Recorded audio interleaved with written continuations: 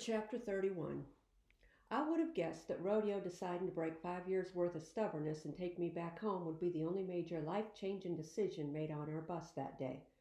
But I would have guessed wrong.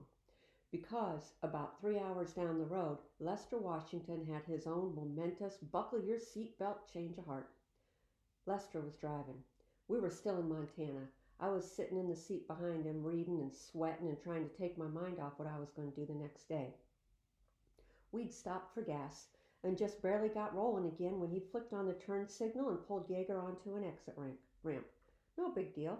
I knew that it was about time for our left turn toward Boise. We pulled up to the top of the exit ramp where there was a stoplight. A road went to the left, a road went to the right, and straight ahead was the on-ramp to get back onto the highway. The light was red, and Jaeger shuddered to a stop. I looked back at my book, found my spot, kept on reading, and reading, and reading. At some point, I kind of realized that we'd been stopped at that red light for an awful long time. Just as that was dawning on me, I heard the honking start. I looked up. We were sitting there. Lester had his hands on the wheel, the light was green, and we weren't moving. "It's green," I said, and looked back at my book, but there was no lurch, no rev. "Lester, light's green," I said, and snapped my fingers. Nothing. Well, almost nothing. His shoulders rose up and then dropped down in a big sigh. The honking from behind us doubled. I dropped my book and leaned forward on my knees so I could see his face. He looked okay. He didn't look like he was having a stroke or a heart attack or anything, and he was breathing and awake. He looked serious, though. Jaw clenched, eyes narrowed, lips pursed. "Hey," I said. "Lester, the light's green, man. I think the folks behind us are, hoping you'll go, soon." "That way," Lester said, still looking straight ahead but pointing with one hand to the left, "is the way to Boise." Perfect," I said, "since you know that's where we were going and all." We didn't move. Lester didn't twitch or add any other relevant details or anything. "So, that's where we're going, right?" Then Lester sighed again, and he dropped his hands off the steering wheel, which was not a great step forward, and he turned to look at me. "I don't know, kid," he said. "But that's where Tammy is," I said, and he said, "Exactly." And his eyes filled up with tears, and I said, "Oh." And then at that moment, Rodeo came on up, roused from his bed pile by all the honking at our taillights, and said, "Hey, brother, what's going on?" Lester didn't answer Rodeo, though. He was still looking me in the eye. "You got Salvador a stage so he could play that violin for his mom," he said. Yeah. "Because it was important to him," Lester went on. "So it was important to you." "I guess so," I said, looking back toward the honking folks. "That's what a friend does," Lester said. Okay, but do you want to talk about this while we drive, or maybe like pulled over on the shoulder?" "That's what she should do," is all he answered. "Who?" I said, and Rodeo answered quiet, "Tammy." And I said, oh. That's what love is, right? Caring about what the other person cares about because you care about them and wanting them to be happy, right? Lester asked. "I guess." "She should be helping me bust open double doors, or she should be turning on the mic, or at least she should be sitting in the front row." He looked away, shook his head, and looked back. "She shouldn't be the security guard, though. She shouldn't be the one kicking me out, and that whole crazy thing we did, that's the one part she shouldn't play." He nodded, sniffed, put his hands back on the wheel. I blew a breath out in relief, but then he dropped his hands again. Drat! I chewed my lip. The light went red again, but the honking didn't let up. "But you know what? If Tammy is the security guard, if that's who she is, that's cool. That dude was just doing his job, feeding his family, keeping that joint safe.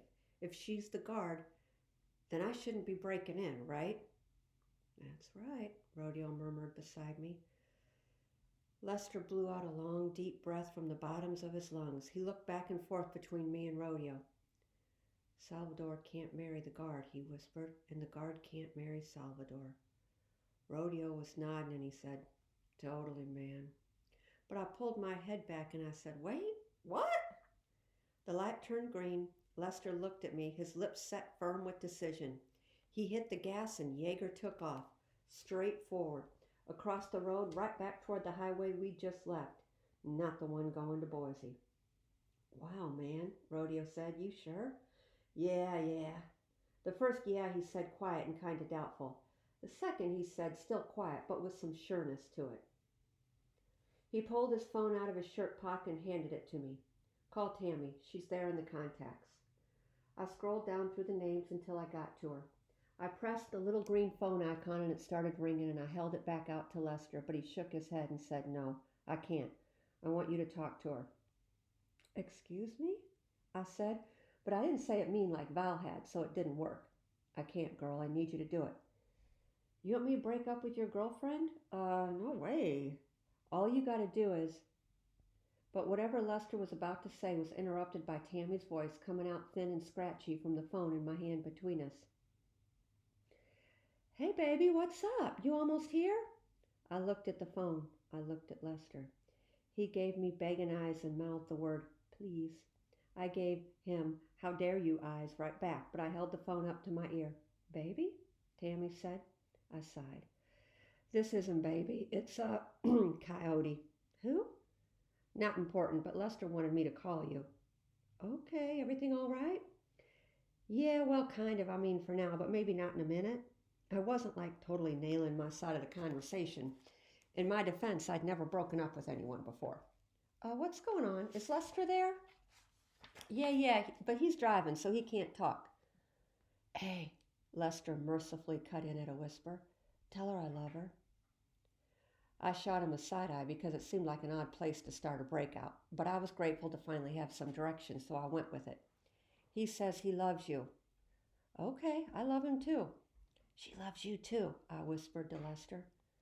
I'm not coming to Boise, he whispered back. But he's not coming to Boise. What? Why not? What? Why not? Because I love you. Because he loves you. Excuse me? Excuse her? I love her and we won't be happy together. We just won't be. So I'm not coming. He says he loves you, but you won't be happy together. So he's not coming. There was a pause at the other end that I would have to describe as longish and tense-ish. No, that's what she said eventually. I opened my mouth, shut it. I wasn't sure how to handle that. No, he does not get to do this. Break up with me over the phone through some kid. No. Lester looked over at me, waiting to hear her response. I shrugged. She says no. He twisted his lips. Tell her I love her. I shook my head. You already said that. Give me something else. Tell her I'm sorry. He's sorry, and I want her to be happy. And he wants you to be happy because I love her, because he loves you. But I won't be happy without music, and she won't be happy with a musician. But he won't be happy without his music, and you won't be happy with a musician. I heard heavy breathing through the phone, the crying kind of breathing. I know, but I love him so much, for real. Her voice was broken and hurting. I feel guilty for all the bad things I'd thought about her. But she loves you, for reals, a lot. Lester's eyes got all full of tears again, and I saw his lips shaking. I wasn't super sure he should be driving. I love her too. That's why we gotta do this. We gotta love each other enough to say goodbye. He loves you too. That's why you have to do this. You guys have to love each other enough to say goodbye. Tammy sniffed. God, that's such a stupid line. Yeah, I agreed, sort of. But maybe kind of true too. Yeah. There was a long, shaky breath. God, this sucks. I know, Tammy. I'm sorry. I mean, I guess I knew it was coming. I just wouldn't admit it because I love him so much. But it's like sometimes you can love someone so much that you can look right past all the stuff that's not working, you know? I thought of Rodeo sitting in the seat across from me. Yeah, I totally do. What are you guys talking about? Lester cut in. But I gave him a mind-your-own-business scowl and held a finger to my lips. Is he okay, though? Is he going to be all right? I think so. I mean, he's having a hard time with this, but he's doing okay, I think. Good. What are you talking about? Lester spat out, his voice rising a bit. Quiet, I hissed. I'm on the phone. Will you watch out for him, make sure he's okay? Of course. Are you going to be okay, Tammy? Oh, I guess. I'll do some crying, that's for sure. But yeah, I got friends around. I just want him to be happy. He wants you to be happy, too. I know. He always did. Maybe he was too worried about me being happy all the time and not worried enough about himself. Yeah, you got to look out for your own happiness, you know, Tammy said. We all do. There's nothing wrong with that. What is going on? Lester's voice was getting loud to the point of being rude. I covered my ear with my other hand and turned away from him. You're right. You're so right, Tammy, I said with a sigh. I'm just starting to figure that out for myself, Ashley. Good. It's important, especially for us girls. Totally. Tammy sighed, a big old heavy lung emptying sigh. Well, you tell him he can call me whenever he wants. I'll always be here for him. Okay, I will. Same goes for you, I'm sure. Thanks. Goodbye. Goodbye, Tammy. Take care. And with that, we hung up. I looked at Lester. He took his eyes off the road and gave me a, well, kind of look and started to open his mouth to say something. She says goodbye, Lester, I said and handed him his phone. He took it, his mouth still hanging open. I sat for a minute thinking it through. Tammy had given me a lot to think about. Lord, life could be complicated. It was so hard to tell sometimes whether you were being the security guard or the violin player or the violin player's friend or someone else altogether. Was Tammy being selfish and asking Lester to give up music, or was Lester being selfish and picking music over Tammy? Was Rodeo being selfish and not wanting to take me back, or was I being selfish and making him go back? Out of nowhere, tears came stinging into my eyes. I just wanted everyone to be happy, Lester and Tammy and Salvador and his mom and his aunt and Val and me and Rodeo. It's hard, though, when everyone carries around a heart inside them that is so loud and so strong and so easily broken. I stood up and headed back toward my bedroom. I was tired, and something else, too. I was almost home, and I was terrified.